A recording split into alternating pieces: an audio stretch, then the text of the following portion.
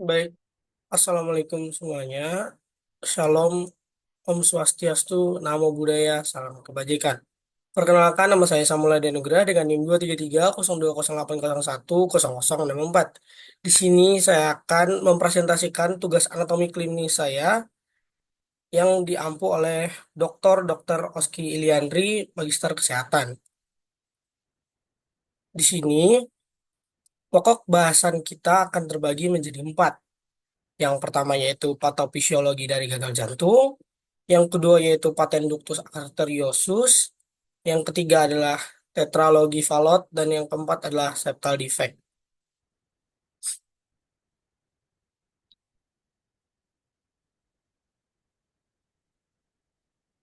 Baik, sebelum kita masuk ke dalam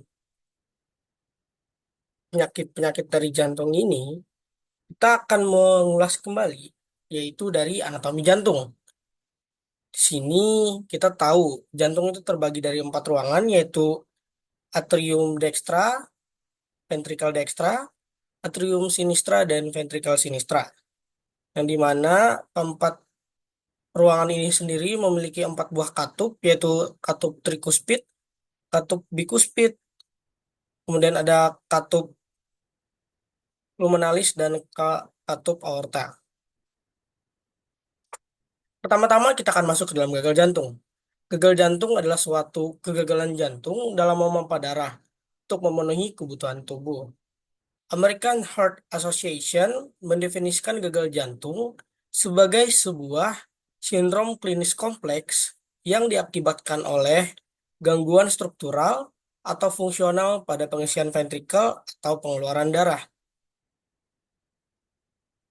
Yang dimana ini adalah patofisiologi dari gagal jantung.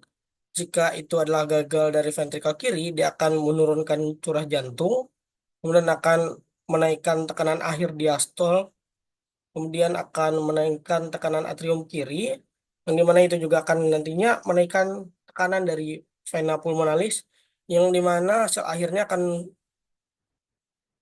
memberikan hasil yaitu edema paru terjadi karena peningkatan tekanan dari arteri pulmonalis. Selain dari edema paru, gagal ventrikel kiri ini juga dapat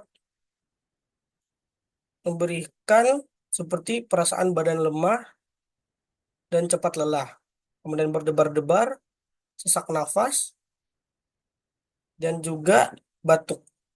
Kemudian selanjutnya pada gagal ventrikel kanan itu akan menurunkan curah jantung, yang dimana akan menaikkan tekanan akhir diastol dan juga akan menaikkan tekanan atrium kanan, yang dimana itu akan menaikkan dari vena sistemik yang akan memberikan efek samping yaitu asites dan hepatomegali.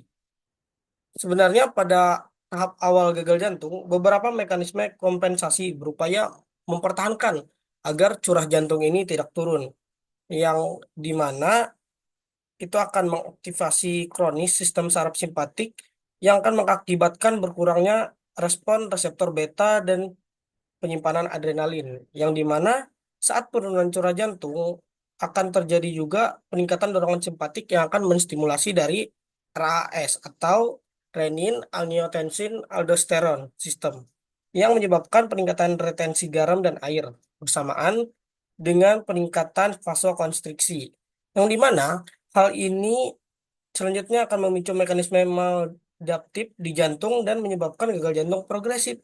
Selain itu, sistem RAS melepaskan angiotensin 2 yang telah terbukti meningkatkan hipertrofi dari sel miokard dan fibrosis interstisial, yang dimana akan berkontribusi pada remodeling miokard.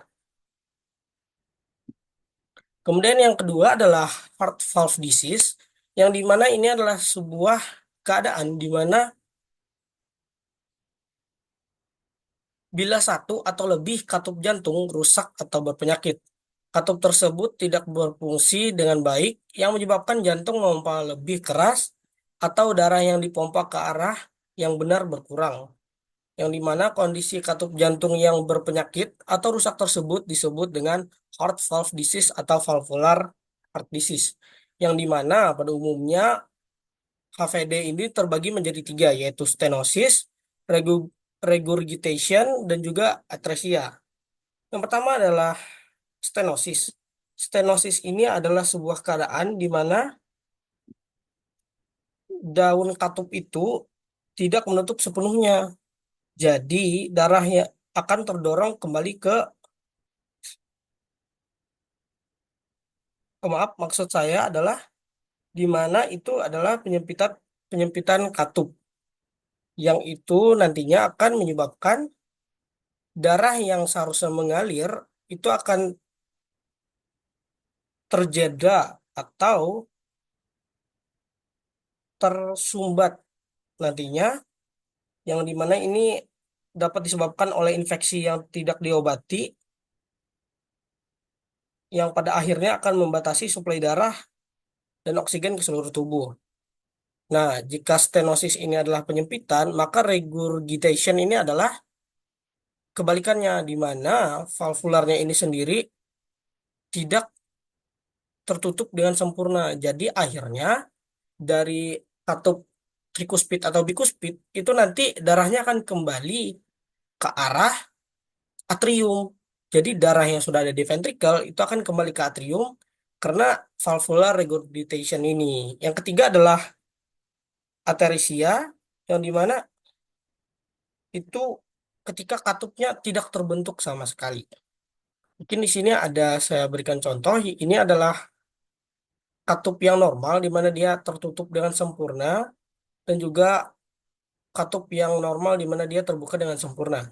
Dan ini adalah beberapa contoh dari katup yang terkena stenosis. Kita bisa lihat di sini ada beberapa celah, dan juga saat pembukaan itu tidak terbuka lebar seperti pada katup normal. Baik, selanjutnya kita akan masuk ke dalam paten ductus arteriosus. Paten ductus arteriosus adalah suatu kondisi medis pada bayi yang mengalami kelainan pada pembuluh darah di jantung. Umumnya, saat bayi dalam kandungan, terdapat suatu pembuluh darah yang menghubungkan aorta dengan arteri pulmonalis yang disebut dengan ductus arteriosus.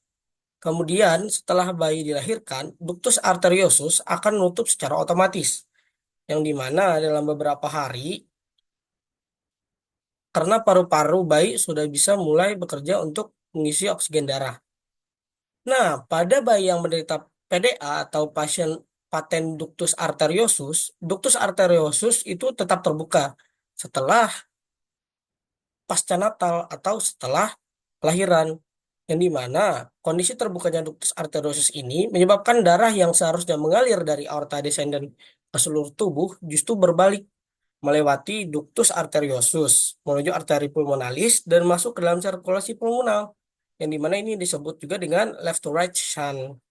Hal ini mengakibatkan nantinya akan terjadi beban kerja yang berlebihan pada jantung dan juga paru-paru. Di sini kita bisa lihat pada fetal circulation itu saat masih dalam bentuk fetus, katup belum terbuat dengan sempurna. Alhasil, darah biasanya mengalir dari foramen ovale, di mana itu dia akan langsung masuk ke dalam atrium dan ventrikel kanan. Dia akan masuk langsung lewat menuju aorta, atau dia masuk lewat trunkus pulmonalis yang nantinya akan masuk lagi ke aorta lewat ductus arteriosus. Pada saat kelahiran, foramen ovale ini akan berubah menjadi yang namanya adalah septum primum, yang dimana pada dewasa nanti akan menjadi sebuah dinding atau bisa dibilang tidak dapat dilewati lagi. Tapi pada paten ductus arteriosus, sebuah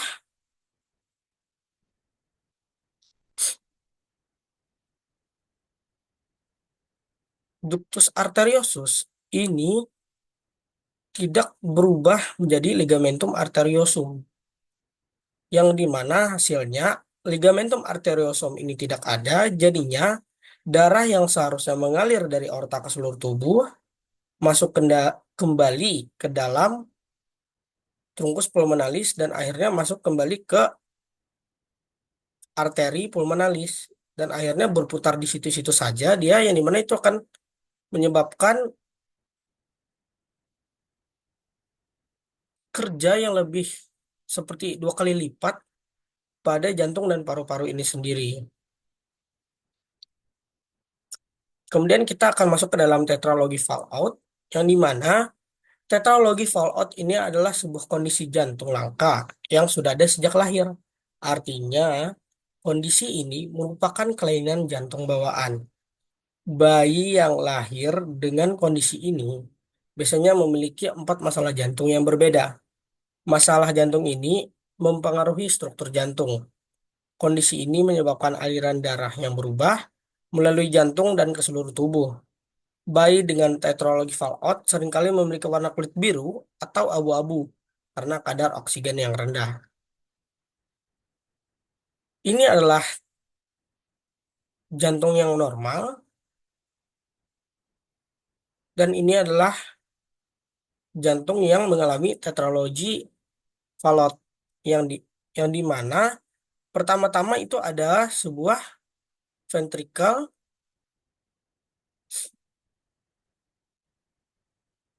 ventricle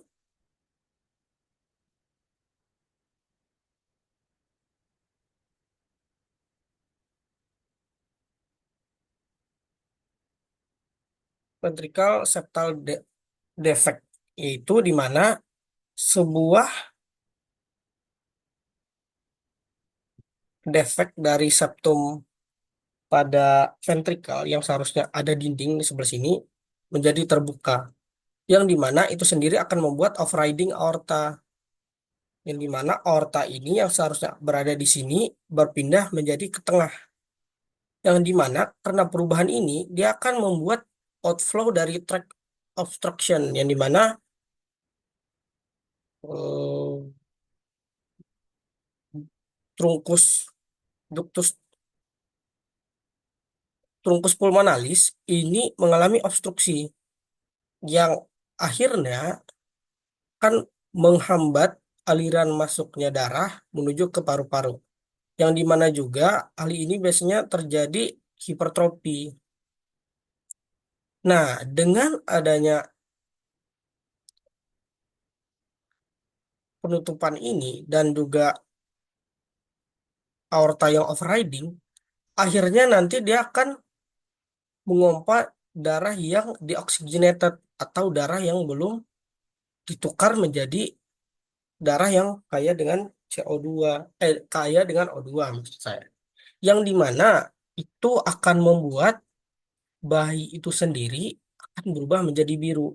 Karena darah yang seharusnya ditukar terlebih dahulu dari darah yang kaya dengan CO2 menjadi darah yang kaya dengan O2 tidak dapat masuk ke dalam paru-paru karena mengalami obstruksi dan juga aorta yang overriding. Jadi darah itu akan langsung masuk ke dalam aorta dan mengalir ke seluruh tubuh. Yang terakhir kita akan masuk ke dalam septal septal defect, yang dimana defek septum ini adalah kelainan jantung bawaan yang terjadi karena dinding yang membagi ruang jantung tidak berkembang dengan sempurna. Septal defect ini biasanya dibagi menjadi dua, yaitu atrial septal defect dan ventricular septal defect. Ini adalah contoh dari atrial septal defect di mana pada atrium ini ada sebuah lubang. Kemudian pada ventrikular itu juga ada sebuah lubang atau abnormal opening di mana pada kedua buah ventrikel ini tiba-tiba ada sebuah lubang yang dimana darah yang seharusnya deoxygenated blood ini atau darah yang kaya dengan CO2 itu awalnya masuk ke dalam jantung melalui vena cava. Dia akan masuk ke dalam ventrikel yang dimana karena ada ventricle septal defect itu dia seharusnya akan bisa berpindah ke sebelah. Tapi kita harus ingat bahwa ventrikel yang di kanan ini memiliki tekanan yang lebih tinggi, yang dimana rumusnya adalah aliran darah itu mengalir dari tekanan lebih rendah ke tekanan lebih tinggi. Jadinya darah yang dioxygenated ini akan ke- langsung lewat begitu saja. Dia tidak akan lewat dari VSD ini. Nah, saat dia datang dari paru-paru, darah itu pastinya akan masuk lagi ke atrium dan akhirnya ke ventrikel. Nah, pada ventrikel ini dia memiliki dua opsi, apakah dia masuk ke aorta atau dia bisa juga masuk ke dalam ventrikel yang kanan ini lagi. Jadi, pada ventrikel kiri ini dia bisa masuk ke dalam ventrikel kanan lagi karena ventrikel yang kiri itu memiliki tekanan yang lebih tinggi dari ventrikel yang sebelah kanan, yang jadinya itu akan menjadi sebuah hal yang dapat memicu berbagai macam fotomekanisme. Pada small VSD itu biasanya hanya terjadi asimptomatik. Namun pada VSD yang lebih besar itu akan menjadi more severe atau lebih terlihat saat darah yang oxygenated ini kembali ke paru-paru secara terus-menerus itu akan meningkatkan atau membuat blood volume pada ventrikel kanan itu naik, yang dimana itu akan menjadi pulmonary hypertensi, yang dimana saat dia mengalami pulmonary hypertension itu dia akan mengalami kenaikan pada pressure yang awalnya low menjadi jauh lebih tinggi daripada ventrikel yang sebelah kiri, yang dimana ini bisa disebut dengan Eisenmenger syndrome, yang dimana Eisenmenger syndrome ini akan membuat darah yang deoxygenated blood ini yang seharusnya pergi ke lungs masuk ke dalam, bisa masuk langsung ke dalam ventrikel kiri, yang dimana bisa akan langsung dialirkan ke seluruh tubuh lewat aorta, yang biasa disebut juga dengan shunt right to left, yang dimana ini sendiri akan menyebabkan tubuh kita akan kekurangan oksigen, yang dimana ini akan menyebabkan cyanosis atau yang biasanya disebut dengan kulit kebiruan, yang biasanya terjadi pada bibir ataupun pada ujung-ujung jari. Mungkin sekian yang dapat saya sampaikan. Kurang lebihnya saya mengucapkan mohon maaf jika ada kata-kata saya yang mungkin salah dalam penyebutan. Mungkin sekian dari saya ucapkan terima kasih.